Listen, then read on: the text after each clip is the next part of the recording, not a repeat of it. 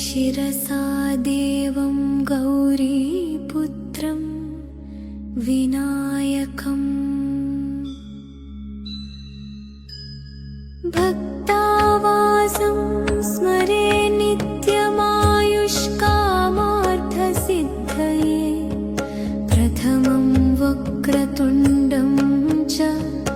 एकदन्तं द्वितीयकं तृतीयं कृष्णपिङ्गाक्षं गजवक्त्रं चतुर्थकं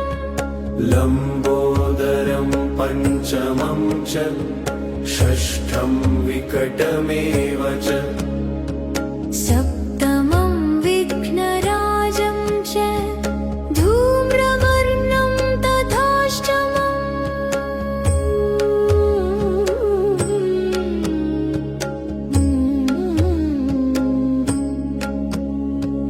नवमं भालचन्द्रं च दशमं तु विनायकम् एकादशं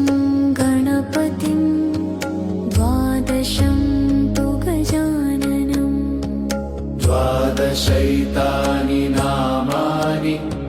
त्रिसन्ध्यं यत्पतेन्नरः न च विघ्नभयं तस्य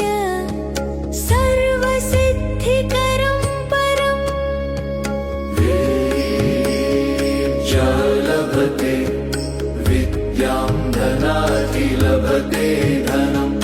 पुत्रार्थी लभते पुत्रान् मोक्षार्थी लभते गतिम्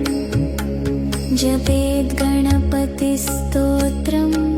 षड्भिर्मासैः फलं लभेत् संवत्सरेण सिद्धिं च लभते नात्र संशयः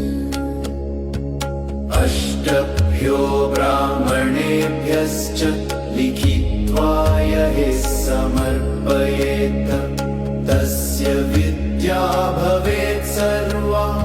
गणेशस्य प्रसादतः इति श्रीनारदपुराणे सङ्कष्टनाशनं नाम गणेशस्तोत्रम्।